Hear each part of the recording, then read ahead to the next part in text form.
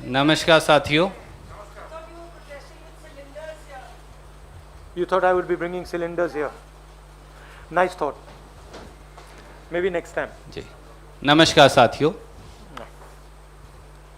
आज इस विशेष पत्रकार वार्ता में आदरणीय श्री राहुल गांधी जी का और आप सबका स्वागत है।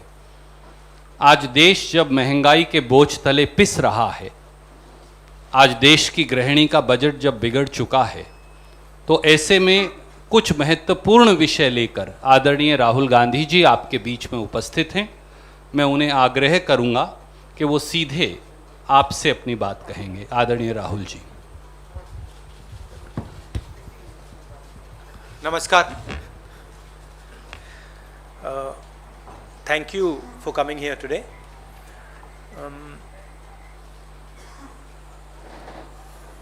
आज मैं प्राइस राइज की, पेट्रोल, डीजल और गैस की कीमत के बारे में आपसे, देश की जनता से बात करना चाहता हूँ। डीजल, पेट्रोल ये तकरीबन इकोनॉमी के हर भाग में कहीं ना कहीं इनपुट होता है इसका। तो जब डीजल और पेट्रोल के दाम बढ़ते हैं, एक तो डायरेक्ट चोट लगती है और एक इनडायरेक्ट चोट लगती है। डायरेक्ट चोट लगती है जो गाड़ी में, स्कूटर में, ट्रक में डीजल पेट्रोल डालता है, उसको डायरेक्ट जेब में चोट लगती है। और इनडायरेक्ट जो लगती है, जब डीजल का, पेट्रोल का दाम बढ़ता है तो ट्रांसपोर्ट कॉस्ट बढ़ती हैं। ट्रांसपोर्ट कॉस्ट बढ़ती हैं तो सब चीज़ के दाम बढ़ते हैं। और पिछले 7 साल से हमने एक नया आर्थिक पैराडाइम देखा है। एक तरफ डीमोनेटाइजेशन, दूसरी तरफ मोनेटाइजेशन। ये एक तरफ डीमोनेटाइजेशन, दूसरी तरफ मोनेटाइजेशन। और फाइनेंस मिनिस्टर ने कहा, मोदी जी ने पहले कहा था मैं डिमोनेटाइजेशन कर रहा हूं, और फाइनेंस मिनिस्टर कहती रहती है मैं मोनेटाइजेशन कर रहा हूं। तो जनता ये पूछ रही है कि मोनेटाइजेशन किसका, डिमोनेटाइजेशन किसका? क्योंकि मोनेटाइजेशन हो रहा है तो किसी का तो हो रहा होगा, और डिमोनेटाइजेशन हो रहा है तो किसी का हो रहा होगा। तो मैंने ये आपके लिए, मोदी जी के लिए बहुत अच्छी तरह लिखा है। देखिए, डिमोनेटाइजेशन किसका हो रहा है? किसानों का हो रहा है, मजदूरों का हो रहा है, जो छोटे दुकानदार हैं, मिडिल साइज बिजनेस वाले हैं, स्मॉल बिजनेस वाले हैं, उनका हो रहा है, एमएसएमईज का हो रहा है, सैलरीड क्लास, सरकार के जो एम्प्लॉयज हैं उनका हो रहा है, और जो ईमानदार इंडस्ट्रियलिस्ट हैं उनका हो रहा है। अब मोनेटाइजेशन किसका हो रहा है? 4-5 नरेंद्र मोदी जी के जो मित्र हैं, उनको आप 4-5 कह दीजिए, उनको आप हम दो हमारे दो कह दीजिए, जो आप कहना चाहते हैं कह दीजिए। तो ये इकोनॉमिक ट्रांसफर हो रहा है। और बड़ी इंटरेस्टिंग बात निकली है। मैं सोच रहा था, मोदी जी कहते रहते हैं कि जीडीपी बढ़ रही है, फाइनेंस मिनिस्टर कहती है कि देखिए जीडीपी का प्रोजेक्शन ऊपर की ओर है। मैं समझ नहीं रहा हूं भाई, जीडीपी एक तरफ दौड़ रही है और फाइनेंस मिनिस्टर, प्रधानमंत्री कहते हैं जीडीपी बढ़ रही है। फिर बात मुझे समझ आई, जीडीपी का मतलब क्या? गैस, डीजल, पेट्रोल, इनका यह कंफ्यूजन है। और मैं अब आपको गैस, डीजल, पेट्रोल के दाम और जीडीपी किस प्रकार से बढ़ रही है वो तो आज थोड़ा डायरेक्ट बताना चाहता हूं। 2014 में नरेंद्र मोदी जी ने कहा था कि डीजल, पेट्रोल के दाम बढ़ते जा रहे हैं, याद है आपको?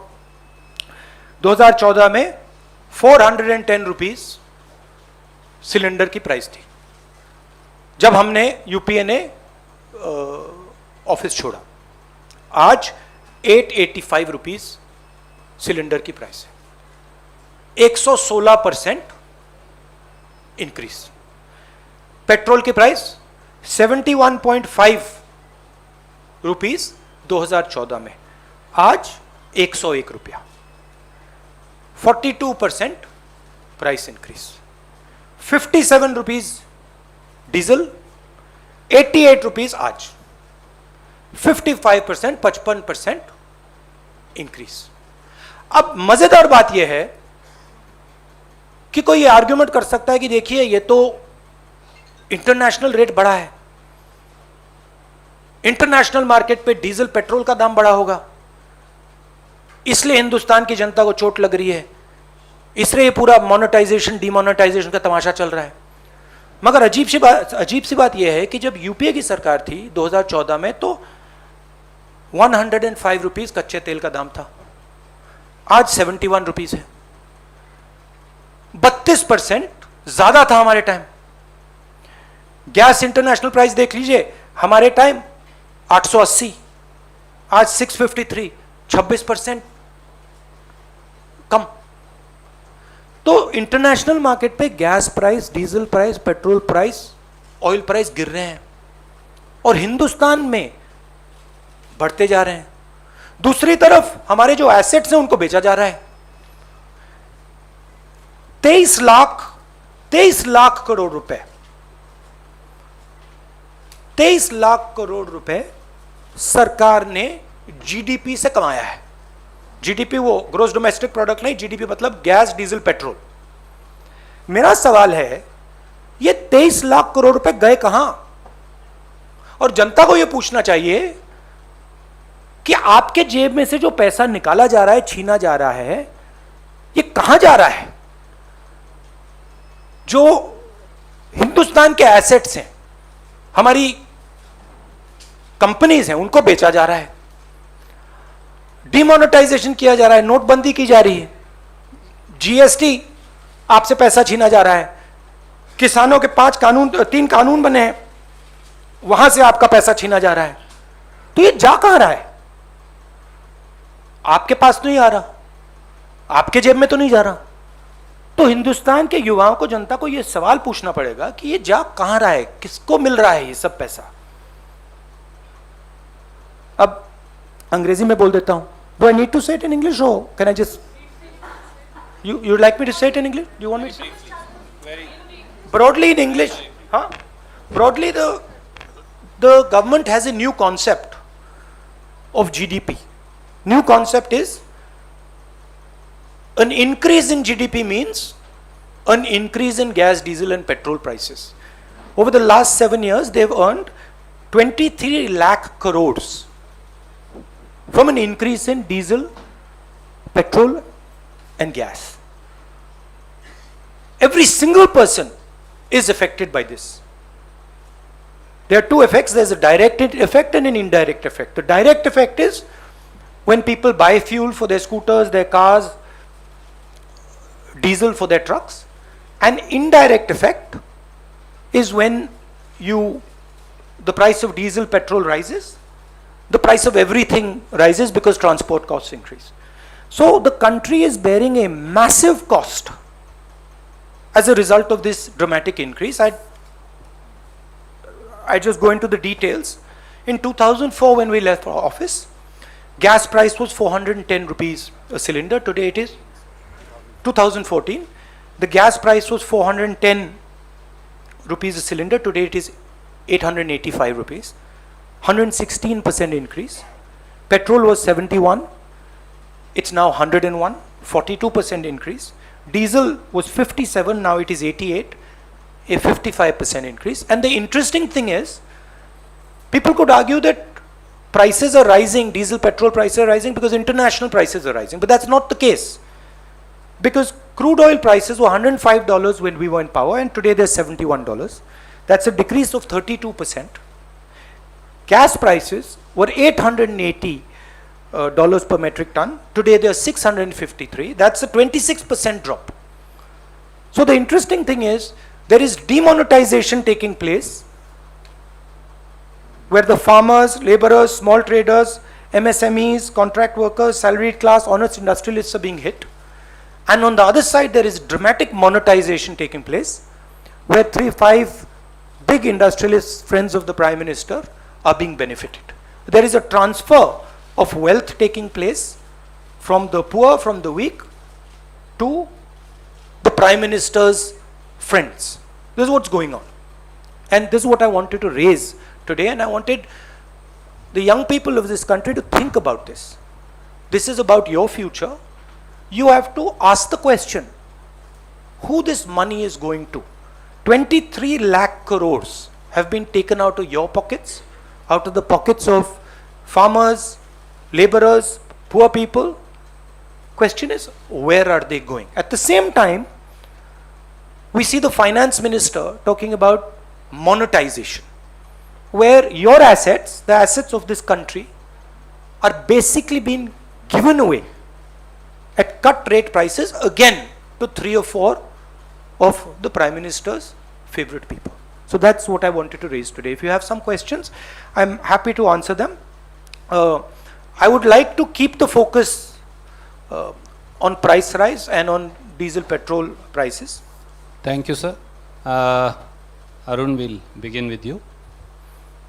राहुल, एक छोटा सा सवाल ये है कि आप पार्लियामेंट में भी ये मुद्दा उठाते हैं, मार्च करते हैं या वहाँ प्रेस कॉन्फ्रेंस करते हैं, आप यहाँ भी कर रहे हैं, आपकी पार्टी जनता के बीच में सड़कों पर भी जा रही है। आपको लगता है कि पब्लिक जो अफेक्टेड है वो आपके साथ या आपके मुद्दे के साथ भी वो भी सड़क पर आ रही, वो भी खड़ी है कि सिर्फ कांग्रेस के कार्यकर्ता ही धरना प्रदर्शन कर रहे हैं, विपक्षी कर रहा है, और अगर नहीं आ रही तो क्यों? नहीं, देखिए, गुस्सा डेवलप हो रहा है, वो तो क्लियर है। मगर दूसरी तरफ जो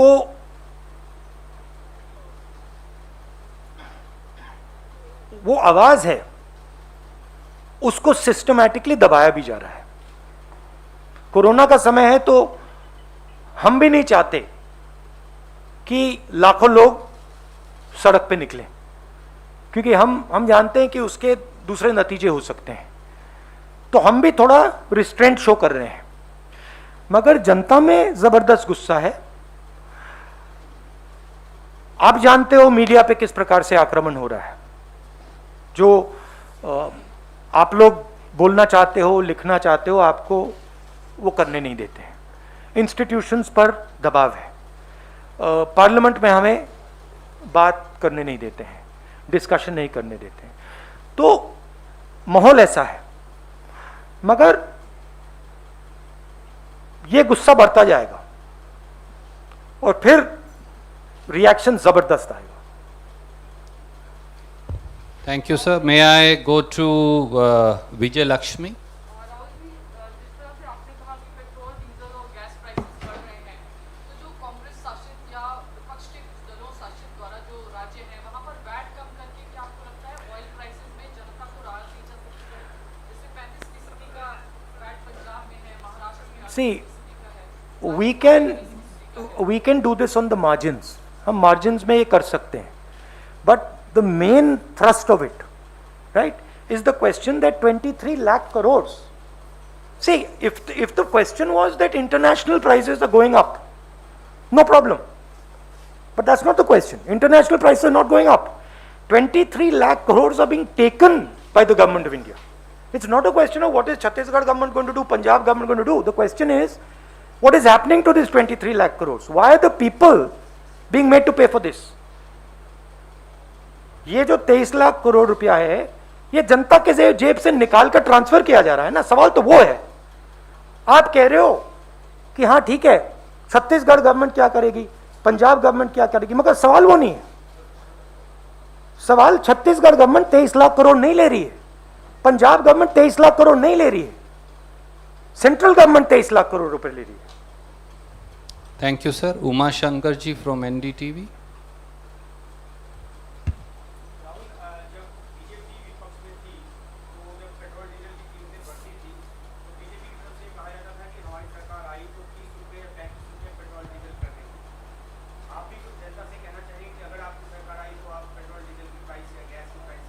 नहीं, मुझे वो कहने की जरूरत नहीं। देखिए, हमारे टाइम क्रूड ऑयल की प्राइस $105 थी, हमारी प्राइस पेट्रोल की 71 थी। मुझे कहने की कोई जरूरत नहीं है, हमने करके दिखाया। यहां आपके सामने प्रूफ है, देख लीजिए।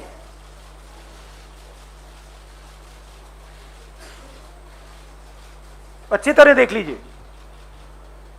तो ये कहने की बात नहीं है, ये रिकॉर्ड है। जब ये 410 रुपए का था, नरेंद्र मोदी आगे पीछे जाते थे, कहते थे मैं इसको कम करूंगा, ये 885 हो गया है। जब ये 71 था, कहते थे मैं कम करूंगा, 101 हो गया। अरे हमारे टाइम तो 71 था। ये तो हमने करके दिखाया है। ठीक है, अगर इसकी प्राइस, अगर ऑयल की प्राइस आज 150 140 होती तो फिर वो दूसरा सवाल होता। अरे सवाल ये है कि इंटरनेशनल रेट कम हो रहा है और आप प्राइस बढ़ाते जा रहे हो। हमने $105 पे प्राइस को $71 पे मेंटेन किया था। आप $71 पे आपने प्राइस आपने 101 कर दिया है। Thank you sir. May I now ask मौसमी फ्रॉम आज तक। राहुल, जीडीपी का जिक्र आपने किया था ना, कि फर्स्ट क्वार्टर के फिगर्स आए हैं, जीडीपी ग्रॉस डोमेस्टिक प्रोडक्ट वो 20.1%, सॉरी, 21.1% है, which is still less than the pre-pandemic time, the first quarter in the last year. क्या आपको लगता है कि रिकवरी की तरफ है, क्योंकि कई हेडलाइंस बनी कि जीडीपी जो है ट्रैक पे आ गई है, पर हाउसहोल्ड बहुत बुरी तरह से इम्पैक्ट है। सी देखिए, जो सिचुएशन 1991 में आई थी, वो सिचुएशन आज आ रही है। ये बात समझिए, आज जो प्रॉब्लम है वो साइक्लिकल प्रॉब्लम नहीं है, वो स्ट्रक्चरल प्रॉब्लम है। मैं फिर से दोहरा देता हूं, ये साइक्लिकल प्रॉब्लम नहीं है, ये स्ट्रक्चरल प्रॉब्लम है। इसका मतलब क्या? बिना डायरेक्शन को चेंज किए, बिना विजन को चेंज किए, इसमें से बाहर नहीं निकला जा सकता है। ये जो मैंने बोला था, ये प्रॉब्लम है। प्रॉब्लम ये है, देख लीजिए, प्रॉब्लम यह है कि जिस इकोनॉमिक स्ट्रेटेजी को हमने 1991 से 2012 तक चलाया, वो अब नहीं चल रही है।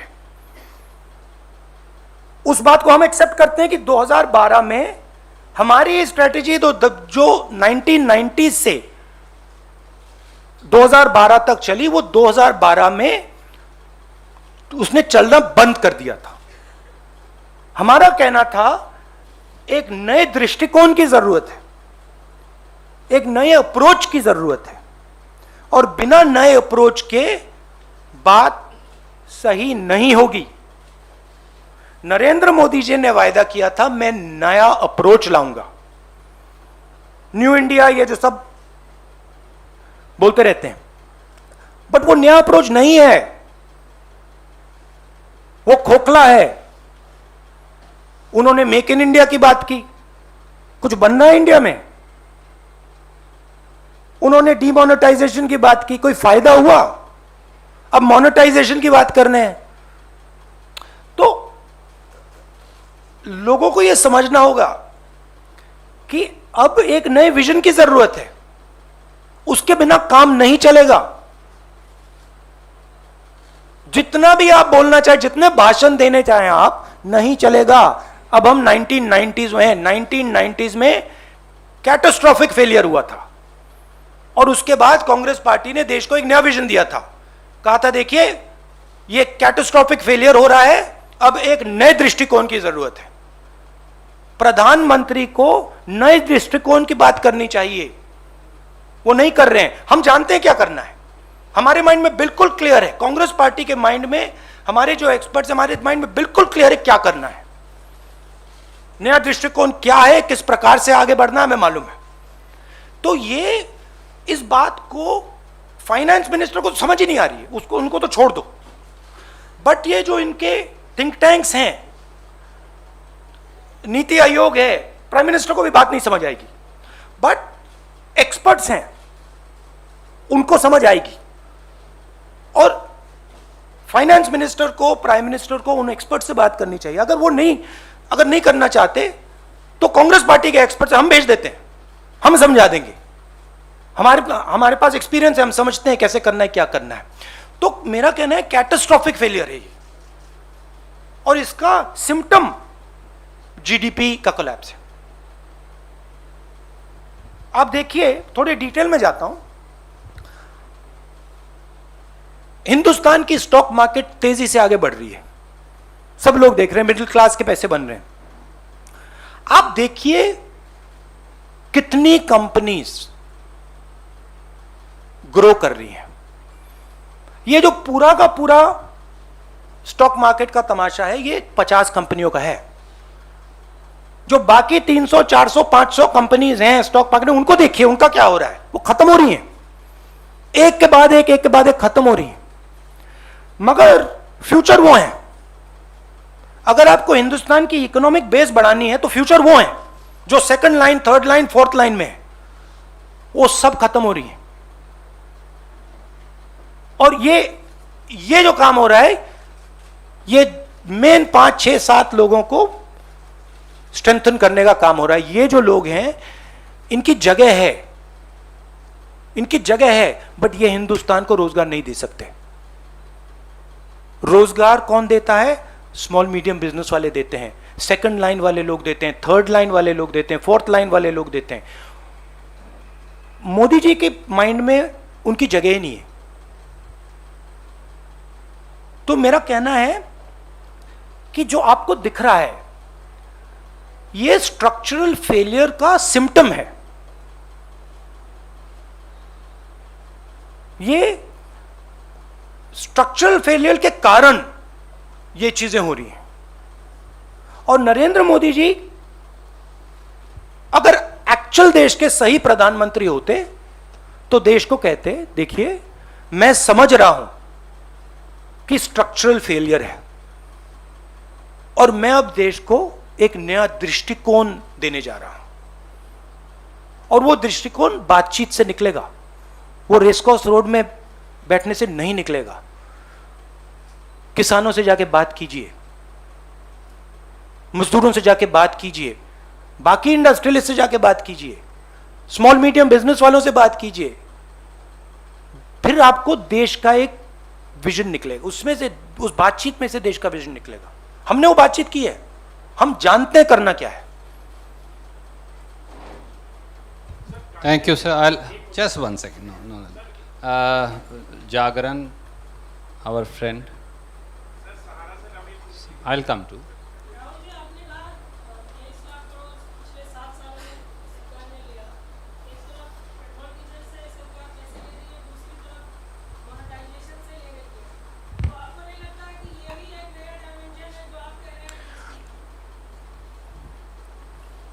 देखिए, मैं ध्यान से अपना ऑब्जर्वेशन करता हूं, मैं सोच समझ के करता हूं। बेसिकली क्या हो रहा है, मैंने आपसे कहा कि स्ट्रक्चरल फेलियर है और सरकार पैनिक कर रही है। सरकार, नरेंद्र मोदी एक्चुअली डर गए हैं, रियलिटी से डर गए हैं। उनको दिख रहा है कि मैंने देश को ये वायदे किए थे और इन वायदों को मैं पूरा नहीं कर सकूंगा, उनको दिख रहा है। और वो पैनिक में आ गए हैं, अंदर डर पैदा हो गया है। और जब व्यक्ति में डर पैदा हो जाता है तो वो रिस्पॉन्ड नहीं कर सकता है, वो रियलिटी है। प्राइम मिनिस्टर, फाइनेंस मिनिस्टर, जो इनके बेसिकली जो कोर मिनिस्टर्स हैं, ये पैनिक में है। इनको ये नहीं समझ आ रहा कि करना क्या है। तो कभी कोई कहता है भैया देखो मोनेटाइजेशन करो, वो उठा के बेच देते हैं। कभी कोई कुछ और कहता है तो ये, बट ये जो फ्यूल प्राइस पे जी रहे हैं, ये इंटरनेशनल प्राइस ने इनको बचा रखा है। जिस दिन, और जैसे मैंने कोरोना की बात कही, मैं फिर से बोल रहा हूं, जिस दिन ये क्रूड ऑयल की प्राइस, आज क्या है 70 है ना, 70 है ना आज, अगर ये गलती से भी 70 से 80, 80 से 90, 90 से 100 हो गई, यहां पे पूरा मामला कंट्रोल से बाहर चला जाएगा। तो ये देश की सिचुएशन है, ये रियलिटी है। अच्छी लगे ना लगे वो अलग बात है। इसको देख के कि हमारे जो प्रधानमंत्री हैं वो घबरा गए, डर गए, इसको देख के चाइना भी अपना प्लानिंग कर रहा है कि हिंदुस्तान बेसिकली एक प्रकार से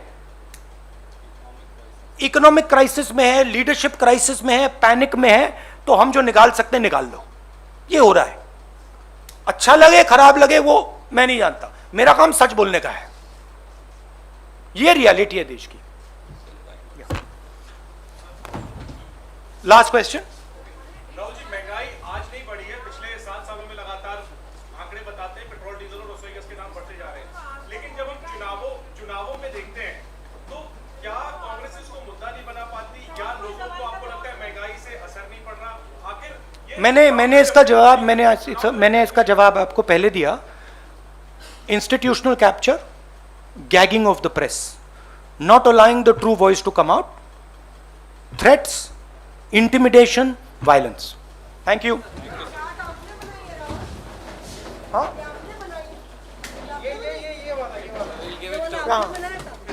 you liked it?